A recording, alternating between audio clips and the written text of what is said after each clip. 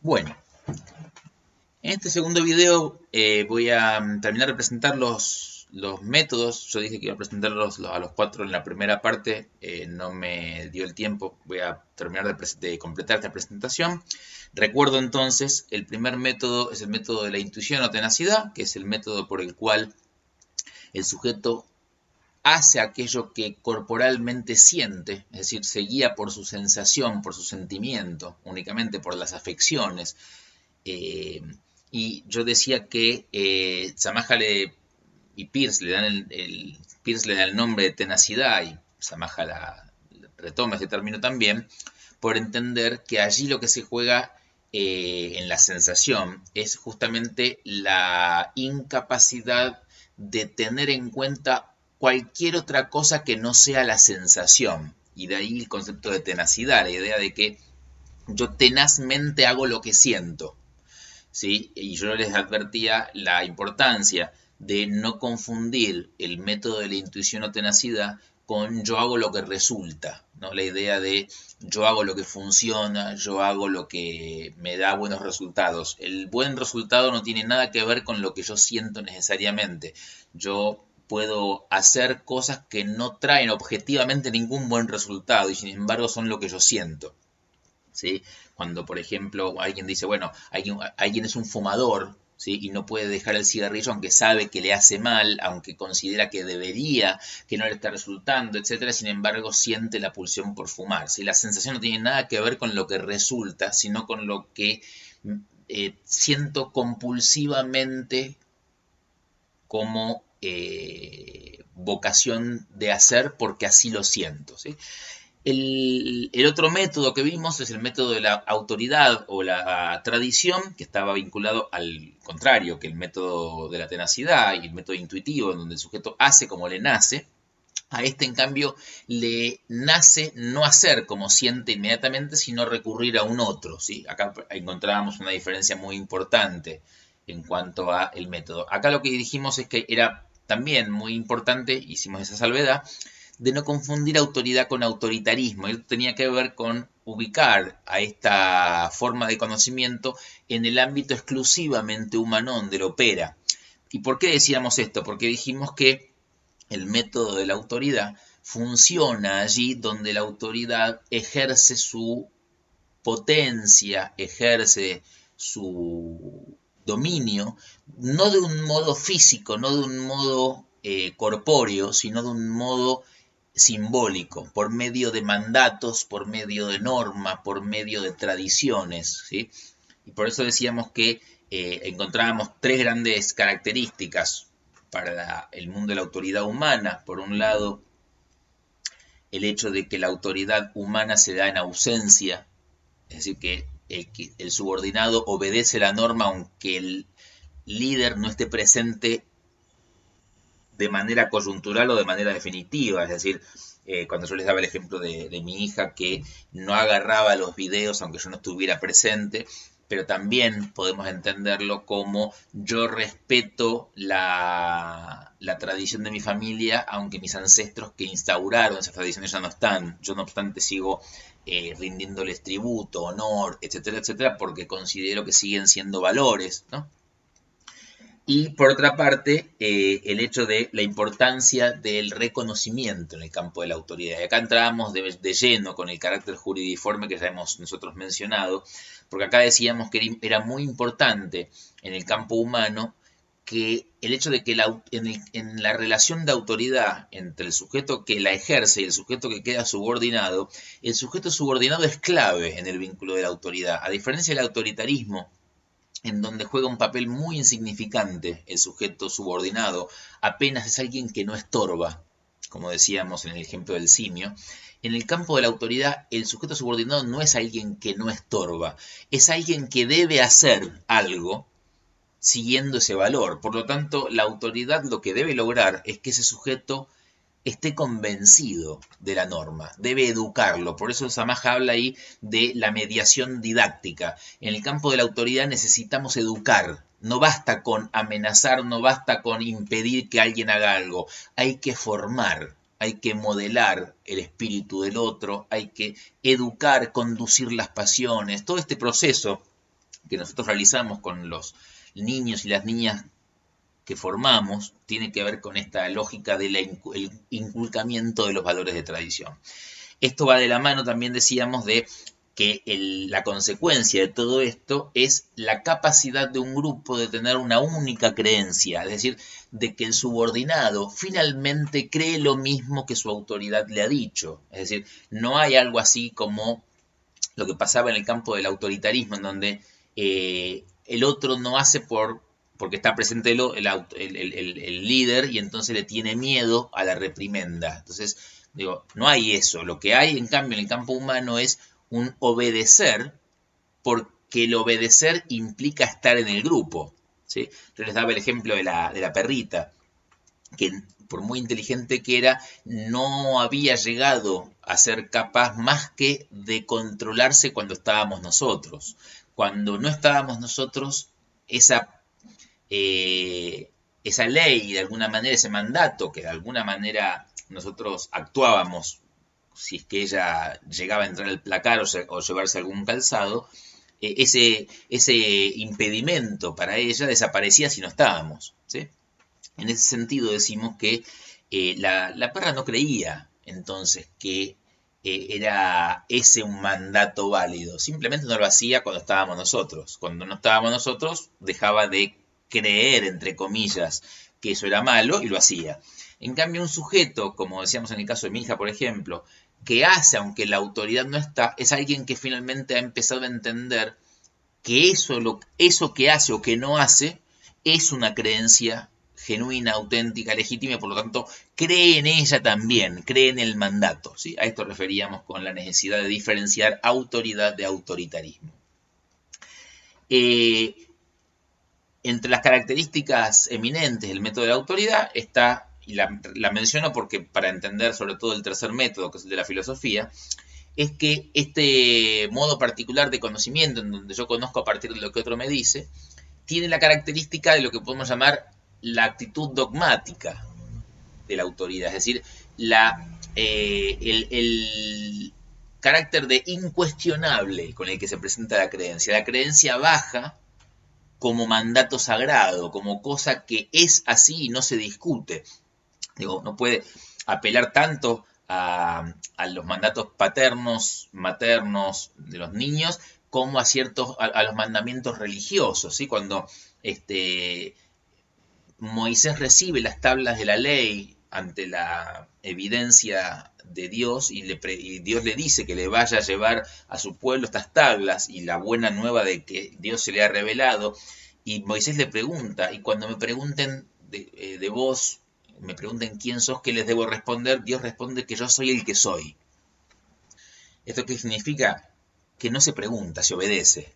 ¿Sí? Que Dios es el que es, no se cuestiona la presencia de Dios. Digo, a Dios o se lo acepta y entonces se obedece, o no se lo acepta y listo. Es como decir, yo o acepto las normas de la comunidad y entonces estoy en la comunidad, o no las acepto y no estoy en la comunidad. No hay una posibilidad de estar en la comunidad pero no respetar las normas. Es como decir, yo juego al juego que tiene ciertas reglas, pero no juego con las reglas, entonces no juegas al juego. ¿Sí? Hay algo del orden de las reglas del juego que hace a la comunidad de los jugadores. Digo, pensemos en el fútbol, pensemos en un juego de mesa, lo que sea. Aceptar las reglas implica ser parte de la comunidad de los jugadores.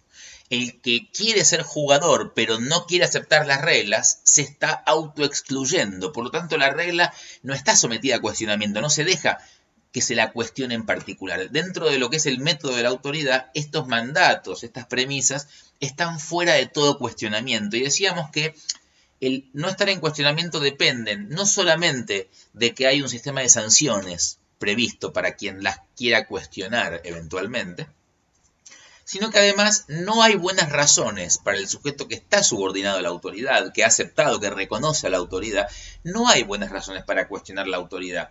Pensémoslo así, si yo, como adulto, sobre todo, porque en el caso de los niños es más, las niñas es un poco más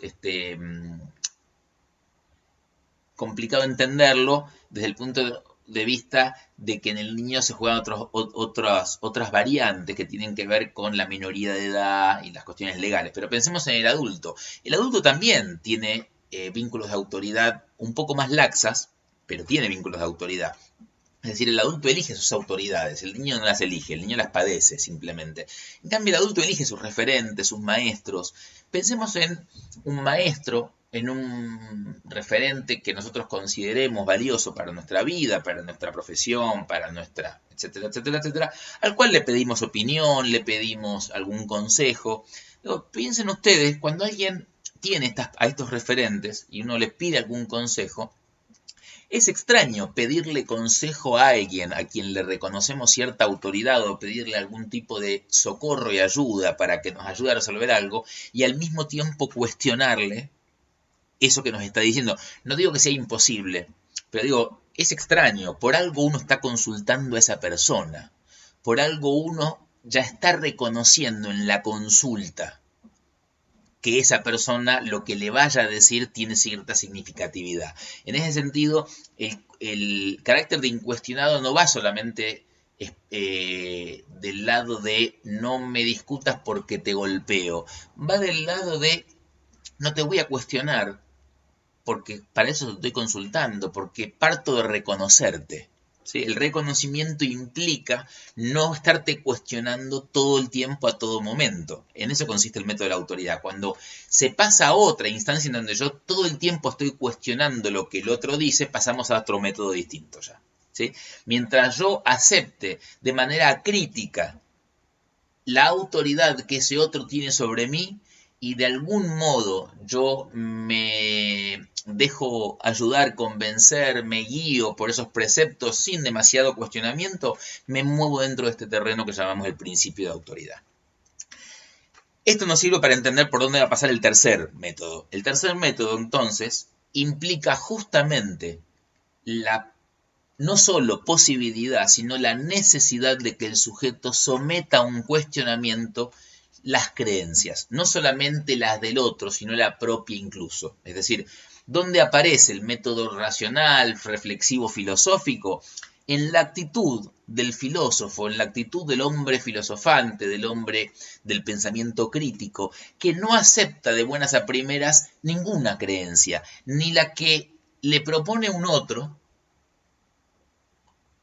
no importa el prestigio que tenga, pero tampoco la que se propone o la que piensa él mismo, porque la piensa él. Nosotros en general podemos sentirnos más tentados de cuestionar, sobre todo si no es una autoridad quien nos dice algo, de someter a un cuestionamiento y de sospechar y de no aceptar en primera instancia lo que nos diga otro, pero somos bastante más lábiles, bastante más permisivos con nuestra manera de pensar, porque nos gusta nuestra manera de pensar, porque nos tenemos cariño a nosotros mismos y por lo tanto nuestra creencia la pensamos como de suyo en principio, la evaluamos con una vara distinta, por decirlo así.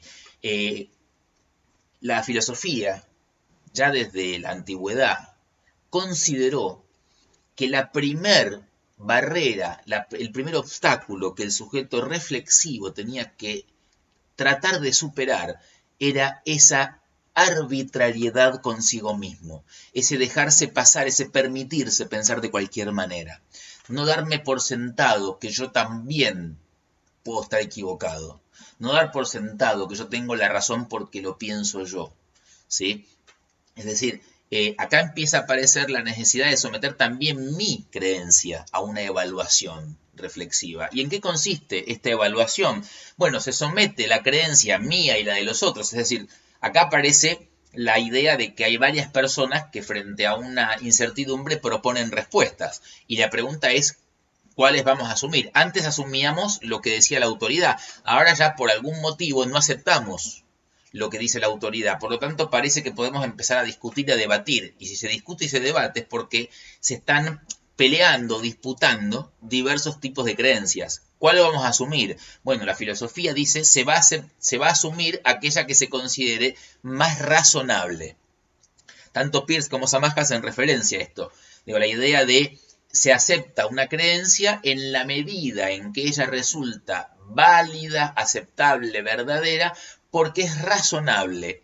¿Qué significa ser razonable en este contexto? Razonable en un sentido muy técnico filosófico, significa que es coherente con una serie de principios o enunciados de conocimientos anteriores que ya damos por sentado y que aceptamos de común acuerdo entre todos y que no van a ser discutidos en particular. Por ejemplo, si yo digo que el domingo mi equipo de fútbol jugó mejor que el tuyo, ese enunciado, desde el punto de vista lógico, no me importa ahora si tengo algún tipo de prueba fehaciente, pero desde el punto de vista lógico, ese enunciado va a ser válido, va a ser verdadero en términos lógicos, si es que se puede derivar de un otro enunciado que yo acepto de entrada, que es, si digo que mi equipo jugó mejor, debe ser del caso que haya ganado. Y si ganó es porque hizo más goles. Porque hay una especie de premisa, postulado, llamémosle axioma básico del juego del fútbol, que dice el que hace más goles gana el partido. Si yo digo que mi equipo jugó mejor y ganó el partido, es porque debe ser cierto que hizo más goles. Pero debe haber una relación de coherencia entre ambos enunciados. Si digo que mi equipo ganó y jugó mejor, debe ser del caso que hizo más goles, y entonces debe ser cierto que el que hace más goles gana, y entonces gana mi equipo porque hizo más goles. ¿Sí? Esta relación de coherencia es la que evalúa la lógica filosófica, lo que se llama la coherencia proposicional. ¿Sí? La razonabilidad se mide en esto. La pregunta es, mi creencia o la del otro, ¿cuál de las dos es más razonable?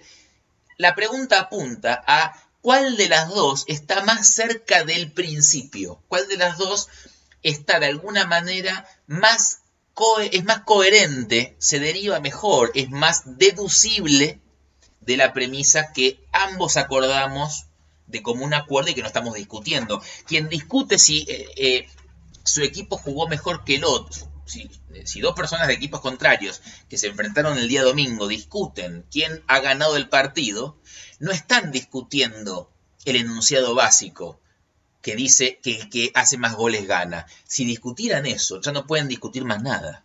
Están discutiendo eventualmente, porque sí pueden discutir otra cosa distinta. Pueden discutir si a pesar de haber uno hecho menos goles y por lo tanto haber perdido formalmente hablando, si no obstante no jugó mejor, porque ahí hay una especie de metafísica en donde mi equipo no definió más goles, el tuyo definió mejor los goles, pero no obstante el mío jugó mejor, algo así como el tuyo ganó injustamente. Bueno, eso habrá que ver en qué se sostiene. Si tu equipo jugó mejor, aunque no hizo más goles, deberemos poder aceptar otro criterio, que sea, por ejemplo, mi equipo que hizo menos goles, no obstante hizo más jugadas, definió con más claridad, hizo más, no sé, habrá que definir algún criterio. Si digo que no hay ningún criterio y simplemente jugó mejor, entonces ya no hay más nada que discutir. La discusión tiene que ver con aceptar algún criterio lógico. Entonces, si aceptamos que en el juego del fútbol gana el que hace más goles, yo puedo discutir, en todo caso, si tal jugada fue gol o no. Pero no voy a estar discutiendo la premisa básica que dice que el que hace más goles gana. Estoy discutiendo, en todo caso, si tal jugada fue gol o no, si mereció ser llamado penal, tal, etcétera, etcétera, etcétera. Pero no estoy discutiendo el enunciado básico. El enunciado básico es el que ambos contendientes hemos dado por bueno y que nos permite discutir algo. Si no, nos tenemos que ir a las piñas, básicamente. Esta es un poco la idea. Entonces, lo razonable es cuál de las creencias que están de alguna manera peleándose se parece más al principio o al fundamento. ¿Sí? ¿Cuál de las dos creencias tiene más relación genética, por usar una metáfora biologicista? ¿Cuál de las dos se deriva más directamente del principio? ¿Cuál es más semejante a ese principio? ¿Y cuál se aleja más? La que se aleje más del principio, la que sea más extraña al principio, tendrá menos chance de ser la razonable. Esta es básicamente lo que tienen en común ambas definiciones que trabajan tanto Peirce como Samaja. Samaja va a agregar una segunda cosa que a mí me parece muy importante tener en cuenta cuando hablamos de lo razonable, porque Samaja va a ubicar lo razonable en el terreno de lo jurídico, del mundo de lo jurídico, y él también entiende entonces que en lo razonable no juega solamente la coherencia proposicional, la cosa formal y técnica, sino que dentro de lo que es admisible también debemos encontrar aquello que va a ser la resolución que vamos a poder asumir. Es decir, cuál es de las creencias, no solamente cuál es más razonable desde el punto de vista de cuál es más coherente, sino también cuál tiene mayor potencialidad resolutoria o resolutiva. ¿A qué voy con esto? Vamos a tratar de decirlo de una manera muy simple. No hay que creer que en el mundo de lo jurídico, en el mundo de la disputa racional, filosófica, lo razonable es algo así como la equidad o lo justo, porque los conceptos como justo o equidad implican que si yo tengo 40 cosas y hay dos personas peleándose por las 40, lo razonable va a ser darle 20 a cada uno. No, eso está equivocado, eso no es lo razonable, eso es lo equitativo. En todo caso, lo igualitario. Lo razonable es lo que decida ese grupo de personas o esas dos personas como regla para interactuar con las 40 cosas. Si en la disputa el acuerdo finalmente es yo me quedo con 30 y vos te quedás con 10, porque hay uno que logró convencer al otro con artimañas o con lo que fuere, y hay uno que acepta quedarse con menos, y esa es la que los dos admiten, porque si no admiten esa seguirían peleándose eternamente, eso es lo razonable. Lo razonable no tiene nada que ver con lo equitativo, tiene que ver con lo que vamos a poder admitir como respuesta para no matarnos. Esto significa que lo razonable puede ser injusto para alguien. ¿Sí? Pensemos en la pena para un criminal, ¿sí? Para el que ha cometido un crimen, un asesinato, un robo, ir a la cárcel, desde el punto de vista de la equidad, no es equitativo. Digo, él está resignado, a él, si es que lo castigan, le están dando todo el castigo a él. No hay equidad en ese sentido. Lo que hay es razonabilidad. Lo que hay es, bueno, esta es la solución más eficiente, ¿sí? Desde el punto de vista de lo resolutorio. En la medida en que las partes en conflicto, digo, piensen ustedes cuando el tribunal dice, bueno, esta persona que es culpable le vamos a dar estos años de cárcel o esta es la pena. La pena nunca va a estar a la altura de la percepción de la injusticia que se ha vivido, ¿sí? A quien se le ha asesinado un familiar, a quien se le ha robado algo, digo, la pena le puede resultar insignificante. Eso a la justicia, a la ley, le tiene sin cuidado, porque la ley no se rige por el concepto de lo justo, sino por el concepto de lo legal, ¿sí? Lo razonable en términos de lo legal es lo que se va a aceptar. Y si las partes finalmente no apelan, digo, y aceptaron que son 13 años, que son 10 años, que son 5 años, esos 5 años son lo razonable. Entonces, la razonabilidad, dice Samaja, depende de dos cosas. De la coherencia con el fundamento, en el caso de lo jurídico, es el caso de culpabilidad y la ley deben ser coherentes con lo que la Constitución dice, ¿sí? Una ley que se está aplicando en lo particular debe ser coherente con una norma general que se está contemplada en la Constitución. No se puede sancionar a alguien bajo una conducta que la Constitución no prevé de alguna manera como una actitud condenable. En ese sentido, la razonabilidad está vinculada con el carácter de coherencia proposicional, pero también, dice Samaja, tiene que estar vinculada con cuál de las diversas creencias, porque hay más de una creencia que puede ser razonable en términos de coherente proposicionalmente, y sin embargo no tener todas la misma chance de ser aceptadas, porque quizás va a ser aceptada alguna simplemente porque hay una de las partes que no quiere batallar más, está cansada, ¿sí? No quiere seguir insistiendo, entonces se va a conformar con resolver rápidamente. Piensen en, por ejemplo, un juicio por trabajo, cuando están las indemnizaciones y el trabajador, por la razón que fuere, acepta el arreglo con el empresario, que no le paga lo que le corresponde, pero le paga algo, bueno, eso que arregla es lo razonable, porque arregló eso. Digo, quizás no es equitativo, quizás no es lo que le corresponde, pero es lo que aceptó, y lo que acepta es lo razonable, ¿sí? Esto es la idea del método filosófico, es decir, el sujeto que asume una creencia a partir de evaluar reflexivamente, es decir, reflexionando, aplicando un sistema racional de enunciados y evaluando la coherencia de ciertos enunciados respecto de otros, y poniendo esas referencias en el terreno de cuál de estas cosas, cuál de estas creencias va a ser la más aceptable, ¿sí? Este es el método de la filosofía o el método, la reflexividad de la filosofía. Este método en particular, dice Samaja, y dice Peirce también, en principio no tiene en cuenta, o tiene poco en cuenta, todo lo que está vinculado con la observación, el dato empírico. Acá lo que importa no es tanto si hay pruebas, en términos de la prueba fehaciente, del dato empírico, etcétera, sino más bien la coherencia lógica. Acá lo que importa es la demostración lógica. ¿Sí? Pensemos en el sistema axiomático, si no quieren, donde yo tengo principios, axiomas, teoremas, proposiciones, ¿no? Esta es la lógica que de algún modo vale.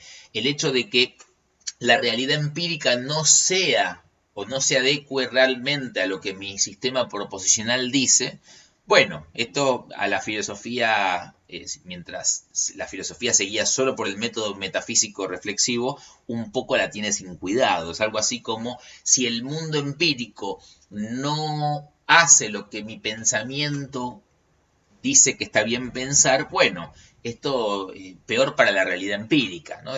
Cuando uno se pregunta, bueno, ¿qué cosas dice la lógica, por ejemplo? La lógica habla de principios, por ejemplo, el principio de identidad absoluta, ¿no? Que una cosa es igual a sí misma y que si una cosa es igual a sí misma, si algo fuese igual a otra cosa distinta, pero fuesen iguales completamente, ¿sí?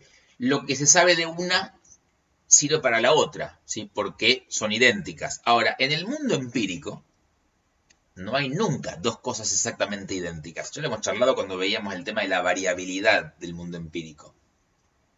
Ahora, ¿para qué sirve un principio lógico como el de la identidad absoluta que nos habla de la identidad donde en un mundo empírico no hay identidad, donde todo el tiempo hay cosa diferente, parecida pero diferente?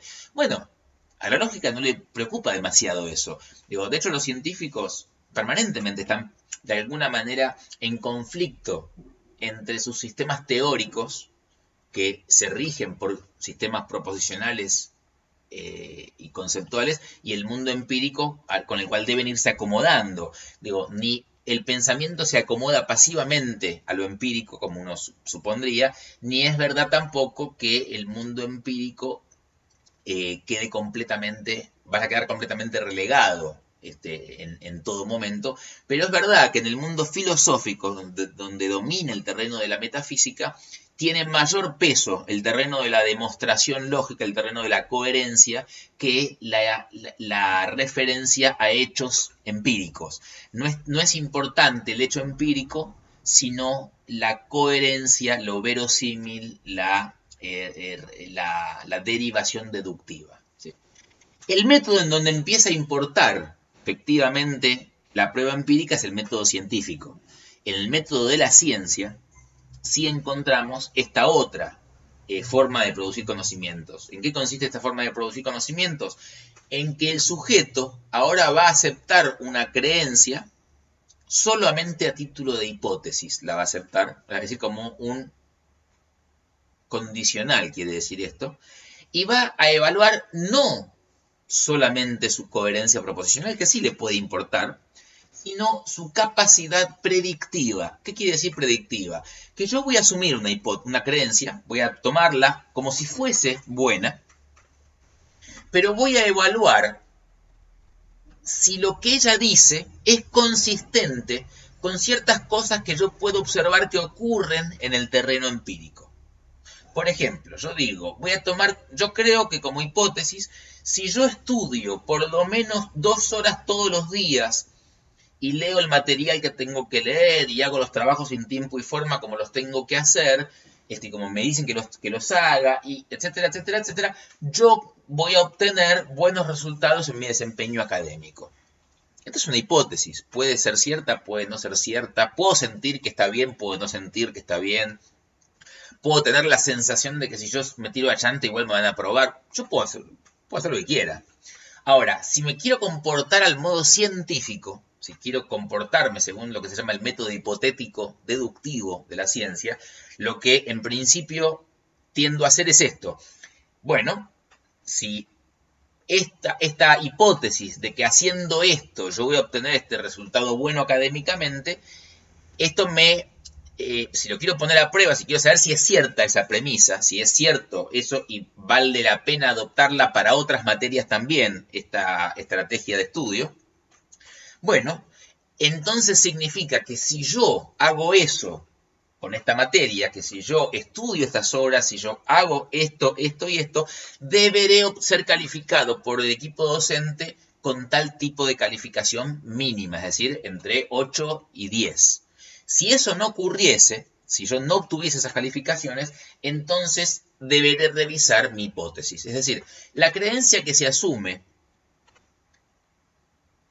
como buena no se va a evaluar solo en términos de si es coherente con otras anteriores, sino si, ahora sí, si da buenos resultados. Donde el resultado quiere decir si lo que se deriva de esa hipótesis en términos observacionales efectivamente ocurre. ¿Sí? Yo digo que si hago el budín de esta manera, el budín va a quedar crocante y se puede observar y medir la crocancia porque tardo tanto con el dedo en hundir la masa. Bueno, si yo dejo tanto tiempo a tal temperatura el budín, deberá ocurrir que aquel que quiera probar pueda poner el dedo haciendo cierta cantidad de fuerza y que tarde tanto en hundir la masa.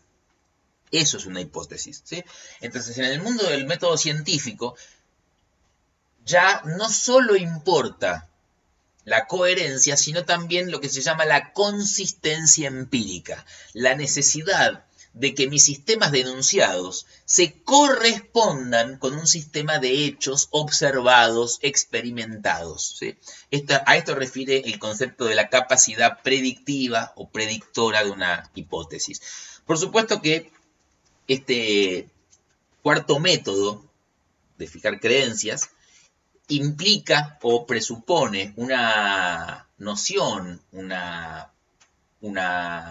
postulado que lo señala Peirce como una novedad, que es la realidad. La ciencia parte de la base de que hay una realidad exterior, independiente al sujeto. Es decir, que no depende de lo que el sujeto piense. Las cosas no son como yo las pienso, cuando las quiero pensar científicamente. Las cosas son según su naturaleza propia. Yo si quiero pensarlas con corrección, deberé entenderlas, deberé comprenderlas y deberé eventualmente domesticar mis propios preconceptos y prenociones a lo que sea la realidad propia de la cosa. La cosa no se va a adecuar a mi pensamiento, sino que yo debo adecuar mi pensamiento al mundo de las cosas. Esto es, groseramente hablando, lo que implicaría el método científico. Ya vamos a tener ocasión de revisar ese precepto, pero esta es un poco la idea, de que si la realidad exterior existe, es decir, si existe el otro, pensémoslo en términos más sencillos, si el otro existe como persona, si yo tengo a un estudiante delante mío, y existe, yo creo que no es un personaje que yo me estoy inventando, que tiene pensamientos propios, que tiene sensaciones propias, que tiene sus propias vivencias. Si yo quisiera comprender y entender su manera de pensar, su manera de hacer, lo que debo hacer no es hacer introspección sobre mí mismo. No debo pensar yo qué pienso que piensa el otro. No debo yo pensar qué es lo que yo creo que el otro va a hacer. Debo tratar de observar, debo tratar de analizar los pensamientos del otro así donde se manifiestan, porque si el otro existe, también existe su pensamiento como algo que es independiente de lo que yo piense. ¿Sí? Esta es un poco la idea de la ciencia, de que la realidad exterior tiene una existencia que no depende de mi pensamiento, no depende de mi manera de entender las cosas, no es que yo las puedo transformar y adecuar a capricho. ¿Sí? Ahora, esta idea de que la realidad exterior existe, que por lo tanto hay una necesidad de prestarle atención a la experiencia, a la observación, no debe confundirse, dice Samaja, esto es muy importante que lo entendamos, con una especie de retorno a la tenacidad o al mundo de la intuición, cuando hablábamos de las sensaciones. El mundo de la ciencia, ya vamos a tener ocasión de especificarlo y desarrollar este concepto, no está centrado en la sensación, sino en un concepto muy, muy complejo, que es el de observación o experimentación, que está vinculado con el mundo sensible, es verdad, porque el que observa, el que experimenta, mira, usa los órganos sensoriales, pero no se rige por sus sensaciones solamente, sino que también emplea otras cosas, que son las intelecciones, las palabras. Es decir, el mundo de la ciencia no se rige por la sensación, porque la sensación es privada e intransferible, como ya lo hemos dicho, y en cambio el mundo de la ciencia requiere como cosa necesaria que el conocimiento tenga un carácter público. Es decir, que si mi hipótesis es válida, debe ser demostrable, debe ser probada, debe ser puesta a prueba no solamente por mí, para mí en mi interioridad, sino que si yo quiero que el otro también la tome, el otro debe también poder hacer la misma prueba que hago yo. Es decir, si yo solamente remito a lo que yo siento, y como lo que yo siento solamente lo siento yo, entonces nunca podré pasar al terreno de lo científico. En el terreno de lo científico no está lo que cada quien siente, sino lo que se puede observar intersubjetivamente. La observabilidad, es decir, el terreno de cuando nosotros decimos frente a una montaña, frente a un lago, frente a un río, frente a un partido de fútbol, frente a un gol. Esos hechos se pueden observar de manera, entre comillas, objetiva, queriendo decir con esto que no depende su percepción desde el punto de vista de la observación potencial de la sensación que tenga cada uno cuando mira eso. El que se conmueve con el gol, el que no se conmueve con el gol, el que se enfurece con el gol, el que festeja el gol, el que se conmueve con la montaña, al que le es indiferente la montaña, esas son sensaciones, no son observaciones. La observación es, la montaña tiene esta forma, tiene esta elevación, tiene esta magnitud, tiene pasto, no tiene pasto, está conformada por estos materiales. El gol, la persona tardó tanto tiempo en llevar la pelota a tal lugar, tuvo tal dirección, eso es observar. La sensación es otra cosa. La sensación tiene que ver con la puesta del cuerpo en el fenómeno. Esto es lo que ya no está en la ciencia. En la ciencia lo que está es la capacidad de abstraer estos elementos que son absolutamente singulares e intransferibles por una otra forma de asimilar lo sensible, que tiene que ver con lo que se llama la observación, que es un sistema compartido, comunicable de experiencias sensibles, en donde yo puedo ver algo y si es que yo creo que es objetivo lo que estoy viendo, tengo que tratar de que vos veas lo mismo que yo, porque damos por sentado que hay algo que se puede observar que es lo mismo, aunque tengamos interpretaciones diferentes, porque tenemos sensaciones distintas respecto de la cosa. Las dos personas de equipos de fútbol contrarios seguramente sienten distinto respecto del gol, pero ambos observan el gol. Son dos cosas distintas. Ambos son capaces de observar que ahí hubo un gol, que tiene tal dirección, que tiene tal tipo de jugada, que tal, pero cada cual siente distinto. Uno siente frustración y tristeza y el otro siente alegría, euforia, celebración. ¿Sí? Esta es la diferencia entre observar y poner solamente la sensación a funcionar. Por eso Samaja dice, no hay que confundir la ciencia y su apelación a lo sensorial, a lo observable, con una recaída, un retorno grosero a la tenacidad o a la intuición y al mundo de la sensación, porque no tiene nada que ver. La ciencia no opera como la intuición. La ciencia opera en su observabilidad y en su carácter de operación con lo sensible de un modo muy, pero muy sofisticado. ¿Sí?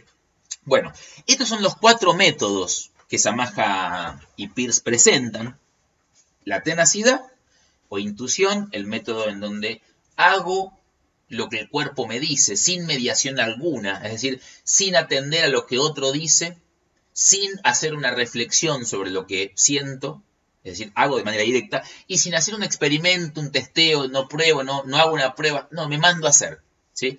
El método de la autoridad, en donde no hago lo que siento inmediatamente, sino que hago lo que he asimilado a partir de mi relación con un otro, ¿sí? Hago lo que un otro me dice, soy capaz de resignar mi sensación originaria, mi sensación primera.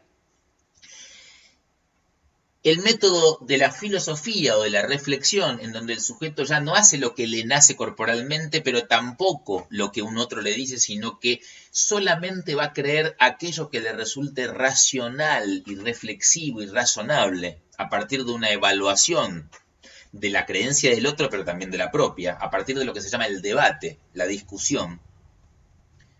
Y el cuarto método que aporta a este último en particular la necesidad de ofrecer pruebas empíricas, de ofrecer los hechos que apoyan una proposición, un juicio sobre algún estado de cosas, ¿sí? Si yo digo, lo vi a Menganito robando, lo vi a yo sé que tal político es corrupto, la ley lo que necesita no es solamente el hecho de es verosímil que sea corrupto porque miren todas las cosas que siempre se han dicho de él, porque sienta usted que es muy corrupta la persona. No, necesitamos las pruebas.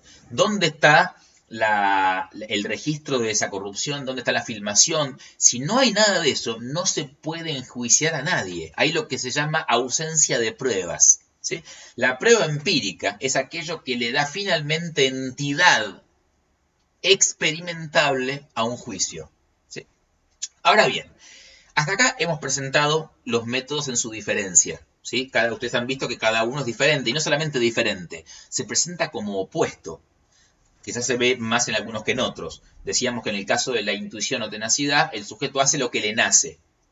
En el segundo, el sujeto hace lo que otro le dice. Parece exactamente opuesto. Yo ya no hago lo que me nace, sino lo que otro dice, ¿sí? Donde en el primero yo no era capaz de ponerme en el lugar de nada que no sea lo que yo siento, en este segundo solamente soy capaz de hacer lo que el otro dice.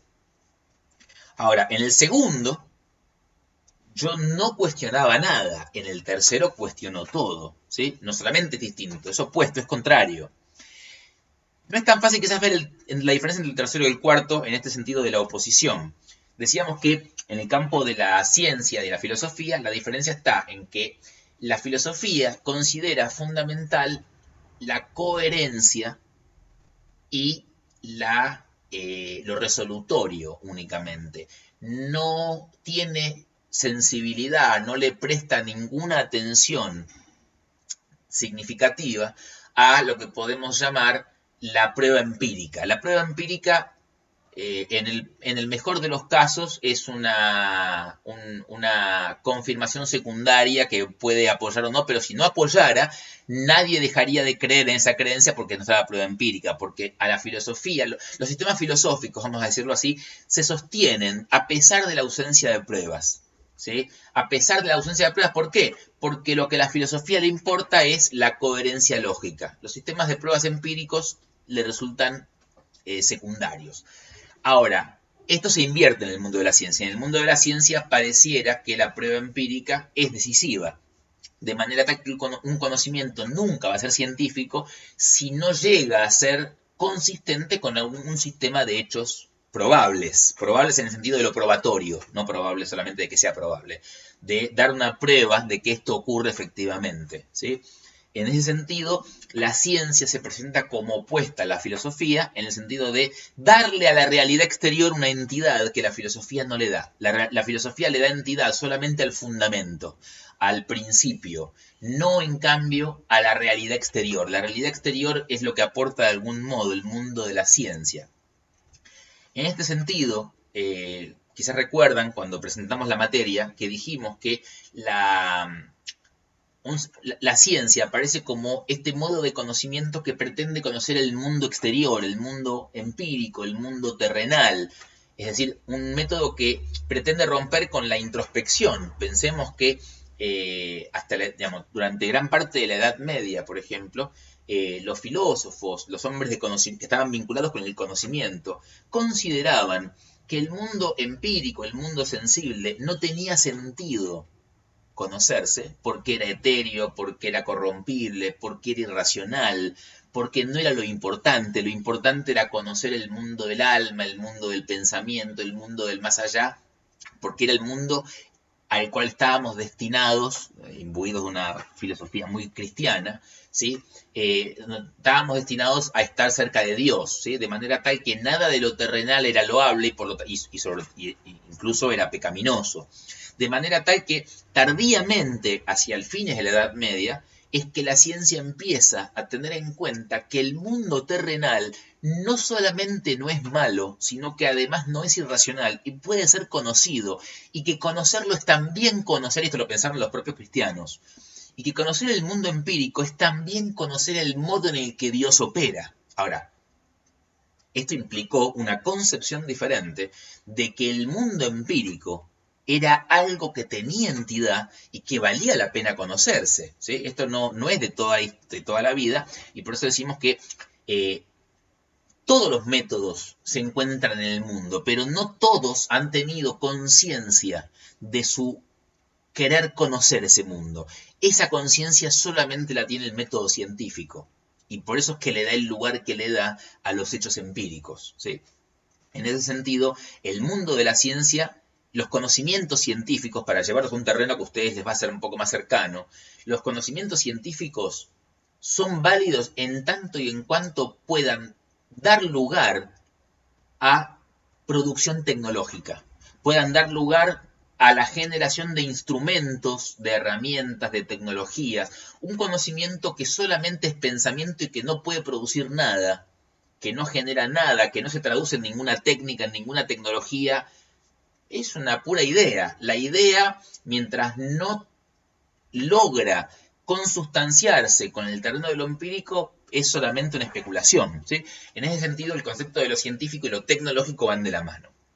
Bien, quiero hacer algunas menciones sobre las relaciones. Hasta acá dije las relaciones de oposición que tiene cada uno, pero Samaja, y en cierta medida Peirce, aunque menos explícitamente que Samaja, van a sostener que los métodos no solamente son diferentes entre sí, sino que tienen algunos vínculos, algunas articulaciones positivas, en el sentido de que están hermanados en algún aspecto, ¿sí? En principio, el método de la autoridad no elimina completamente. Si ustedes han seguido un poco esta lógica, habrán podido ir viendo que cada uno de los métodos se presenta, para el propio Peirce también, como un método más complejo que el anterior. Si en el método de la tenacidad estábamos reducidos a la sensación e imposibilitados de un vínculo con el otro, en el método de la autoridad aparece la posibilidad de la comunicación, por lo tanto es un método más potente.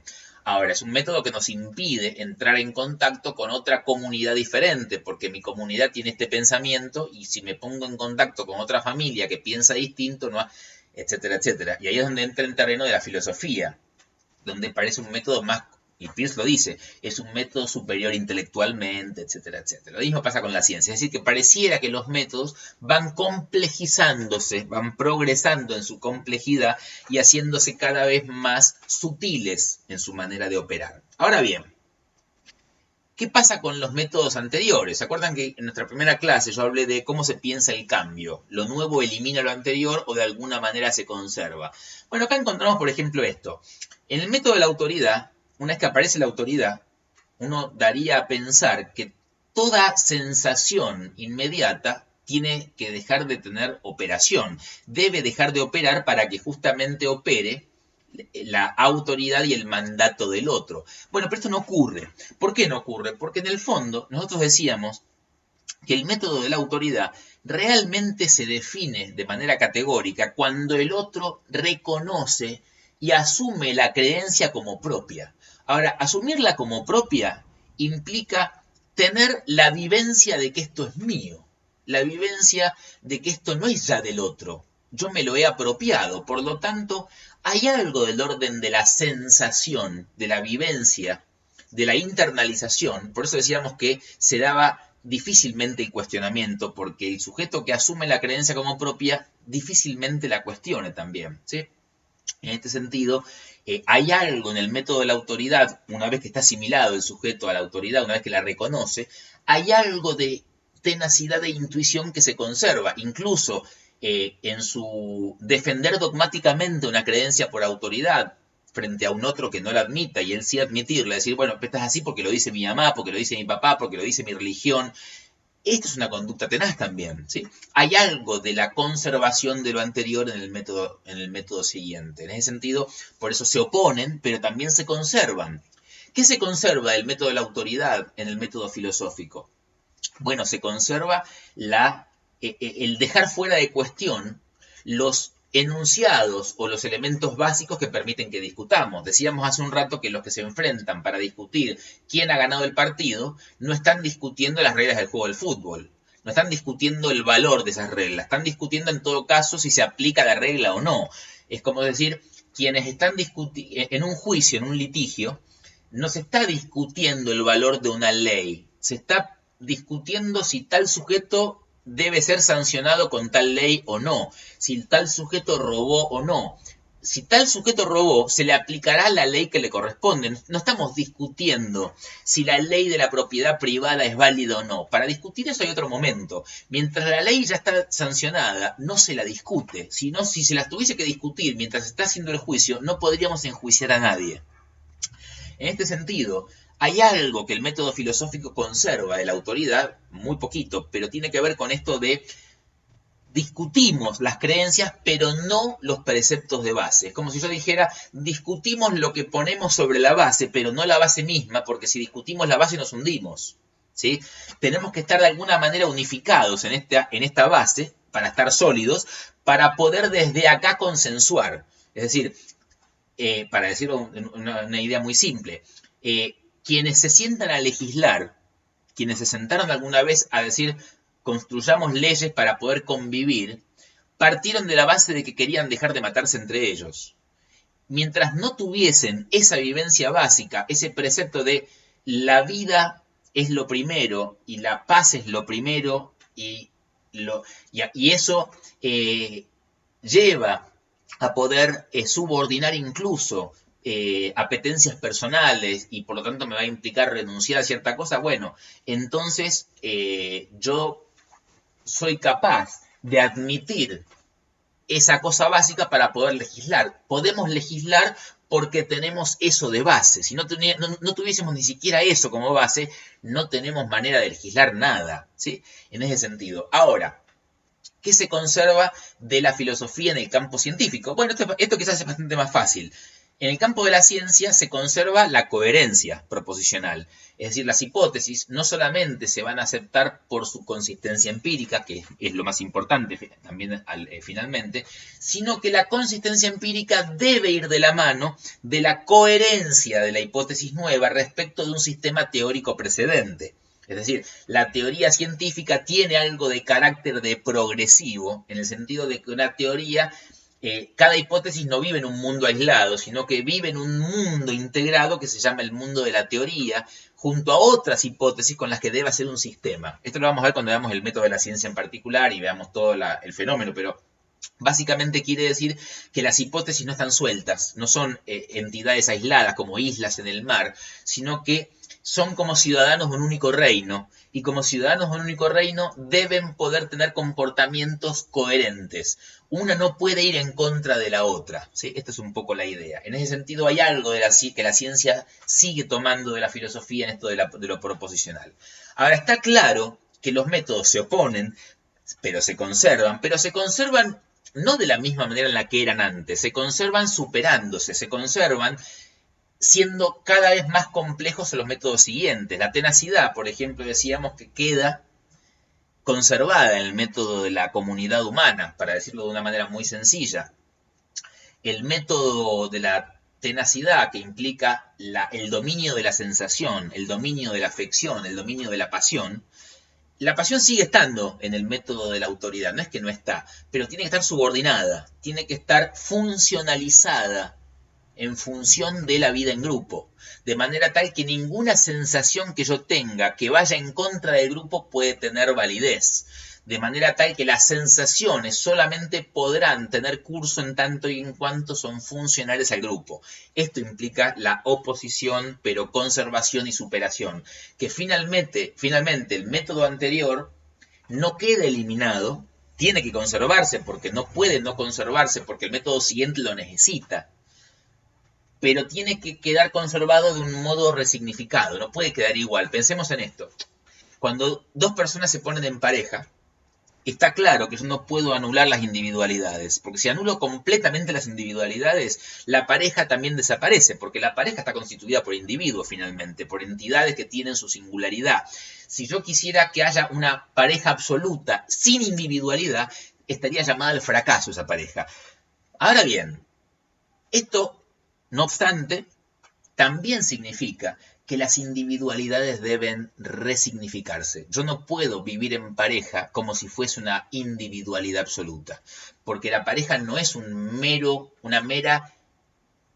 rejuntarse dos personas en un mismo espacio, implica un proyecto común, y el proyecto común obliga a cada uno a resignar lo propio, ¿sí? Esto implica la necesidad de yo me conservo, pero me conservo resignificado, ¿sí? Soy parte de, es decir, mi individualidad sigue estando, pero no sigue estando de la misma manera, sigue estando de una manera funcional a la totalidad de la que ahora soy parte. Este es el concepto de la superación. Voy a ir cerrando esta reflexión diciendo que básicamente los límites que cada método presenta, acá sí aparece una diferencia muy importante entre Peirce y Samaja. Samaja se va a apartar bastante de estos dos últimos elementos que voy a presentar. Por un lado es cómo se pasa de un método a otro, por qué aparece otro, por qué aparece un método de la comunidad, por qué apareció la filosofía. Si ustedes leen el texto de Peirce, van a encontrar que en la propuesta peirciana hay algo así como, bueno, el sujeto se desarrolló, había sujetos más sutiles, hay algo así como una especie de desarrollo espontáneo, un sujeto que se hace más inteligente, porque se hace más inteligente y más sutil, se empieza a dar cuenta de que antes era caprichoso. Cuando habla, por ejemplo, de la ciencia o de la filosofía incluso, dice, bueno, el sujeto que finalmente tiene cierto mundo y se empieza a dar cuenta de que hay otras culturas, se da cuenta de la relatividad de sus creencias, de que la manera en la que hacía las cosas no era la única. Entonces, bueno, algo así como una especie de cosa espontánea, ¿no? Se pasa de un lugar a otro de manera espontánea por un puro anoticiamiento individual. Para Samaja no hay nada de esto. Si ustedes recuerdan lo que dijimos, cuál es el punto de arranque de Peirce, esto de la duda y la creencia, y decíamos que en el caso peirciano, Peirce dice efectivamente cómo se pasa de la duda a la creencia, no dice en cambio cómo pasamos de una creencia que estaba establecida a la duda. Esto es lo que va a aportar Samaja. Samaja lo que dice es que de un método a otro se pasa por medio de una crisis y de un conflicto. No hay posibilidad de que un método deje de tener funcionalidad o validez si es que no ha entrado primero en crisis. Solamente porque entra en crisis uno de los métodos es porque entonces puede empezar a tener posibilidad de aparición el método siguiente. Pensemos en el campo de la filosofía. La filosofía pudo aparecer porque los modos de existencia de las comunidades originarias que entraron en conflictos no podían ya resolver sus problemas entre sí siguiendo solamente los preceptos de autoridad. Por eso tuvo que aparecer una forma más compleja de dirimir los problemas que fue el mundo jurídico filosófico, ¿sí? ¿Qué significa esto? Para darles un ejemplo, Peirce dice algo así como el sujeto que mira y que entra en contacto con otras realidades pone en cuestionamiento la relatividad de sus creencias. Esto es una ridiculez. Si lo tenemos que pensar seriamente, es una ridiculez. Es como creer que el niñito o la niñita que hace lo que hace porque su familia se hace de cierta manera, cuando va a visitar a sus primos, se da cuenta que ahí, en esa casa, se hace distinto, entonces en su casa ahora va a cuestionar la autoridad. No ocurre tal cosa. Ningún niño actúa o deja de actuar como se hace en su familia porque se dé cuenta que en otro lugar se hace distinto. El niño va a ser distinto, va a poder trascender esa autoridad, no cuando vea que hay gente que hace diferente, sino cuando su propia comunidad haya entrado en crisis, porque su propia existencia en esa comunidad entra en crisis, y eso se llama el mundo de la adolescencia, cuando empieza a tener otras comunidades con las cuales se disputa la pertenencia a este individuo, tribus urbanas, grupos de amigos, etcétera, que le disputan a la familia la pertenencia del sujeto. Ahí es donde entra la posibilidad de que el método de la autoridad se cuestione. No se cuestiona porque yo conozca o no conozca algo. Yo voy a cuestionar porque mi creencia entró en crisis, porque ya mi creencia no resulta creíble, mi creencia no es más evidente. ¿Por qué no es más evidente? Eso es una cosa que habrá que indagar. Es parte de nuestro trabajo, nuestra materia, tratar de hacer entender por qué en la ciencia, por ejemplo, no fue más evidente el campo de la filosofía, por qué en la ciencia no fue más evidente, etcétera, etcétera, etcétera. Digo, este es el terreno, pero no hay algo así como un pasar de una cosa a la otra porque simplemente yo me desarrollo, crezco, me pongo más inteligente. No, no. Hay algo del orden de esto dejó de funcionar y entonces necesitamos una forma distinta, ¿sí? Peirce se acerca a esto solamente cuando dice, por ejemplo, que el campo de la ciencia supera el de la filosofía, porque en el campo de la filosofía se llega a caprichos, se llega a ciertas arbitrariedades, y dice, se necesita un método nuevo. Digo, en esa frase de necesitamos un método nuevo, aunque él no dice que el mundo entero entró en conflicto, da a entender que hay algo de orden de la necesidad. Es la primera vez que habla de la necesidad, ¿sí? Esta es la principal diferencia en el campo, de la diferencia entre Samaja y Peirce.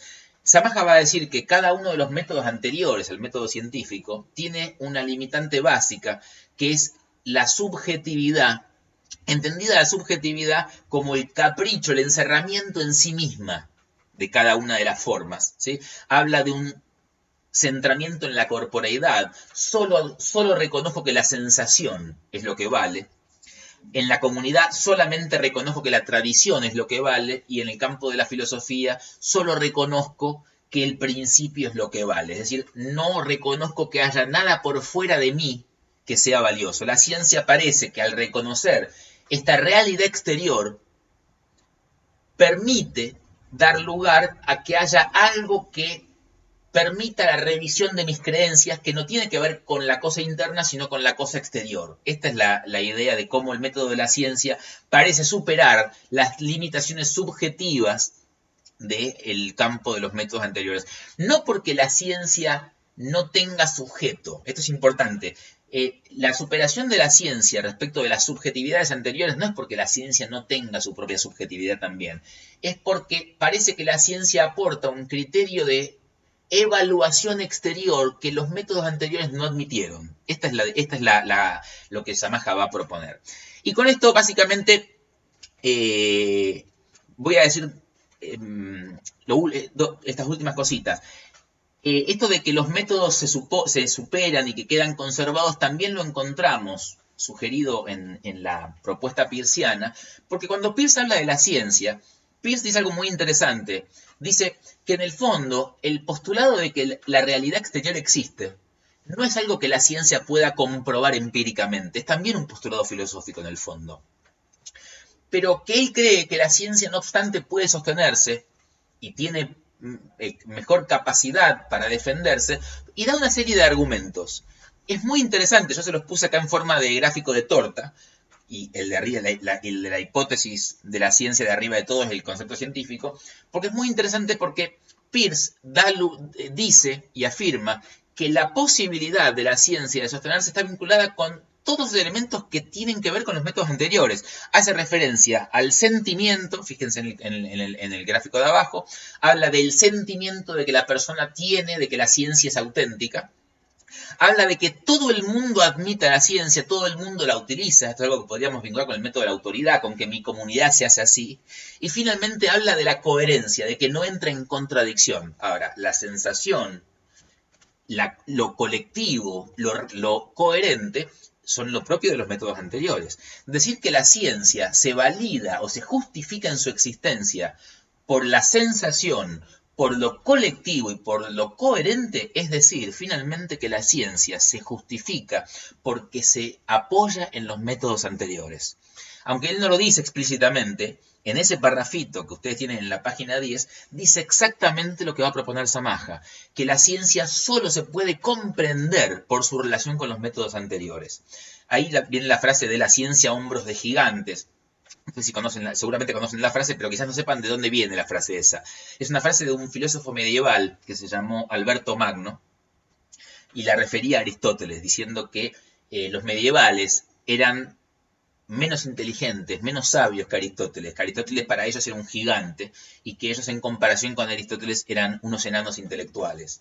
Pero que no obstante, ellos tenían una ventaja respecto a Aristóteles, por la cual podían producir mejor conocimiento que Aristóteles.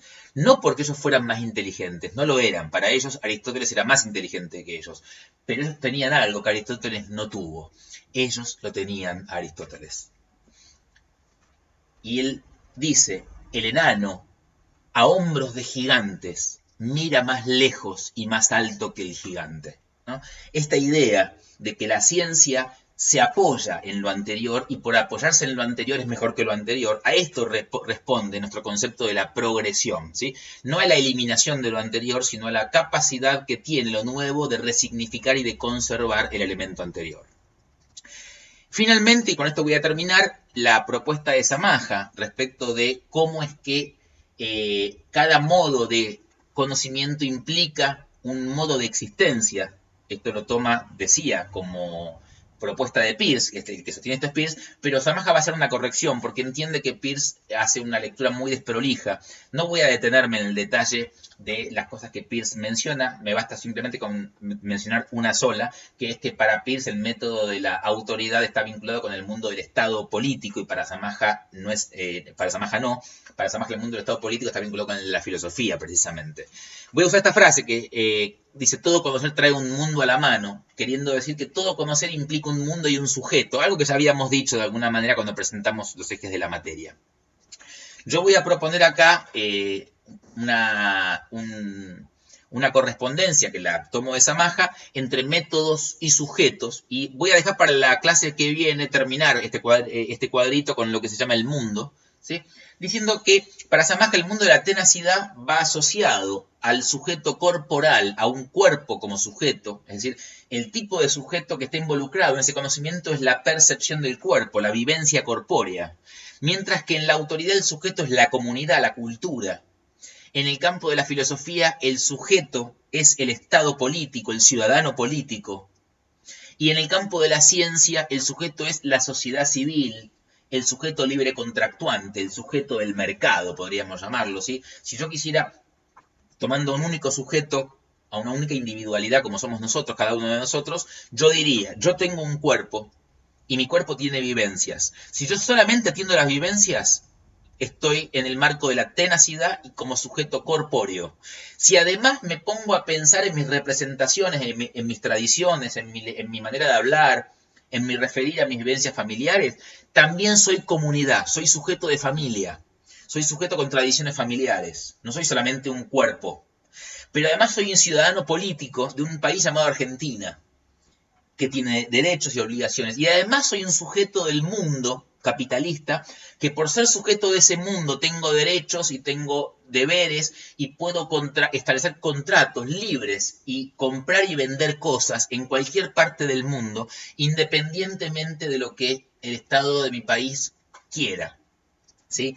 Es decir, que cada método va asociado a una forma de existencia. Esta correspondencia que yo estoy tomando es la que propone Samaja. Peirce ya no tiene nada que ver con esto porque Peirce hace unas correspondencias muy desprolijas que no tienen que ver con lo que nosotros vamos a considerar. Nosotros nos vamos a guiar por la propuesta de Samaja, en donde cada método va asociado a una forma de subjetividad o de realizarse el sujeto o el modo de existencia, en donde el modo de existencia es el cuerpo o la tradición o las leyes de un estado político o los sistemas de intercambio y las mercancías.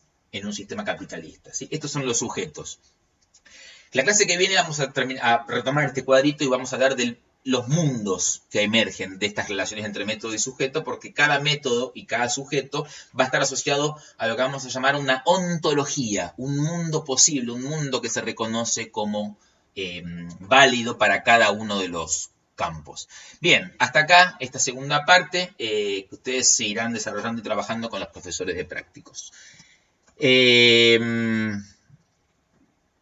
Gracias por su atención y nos vemos la semana que viene.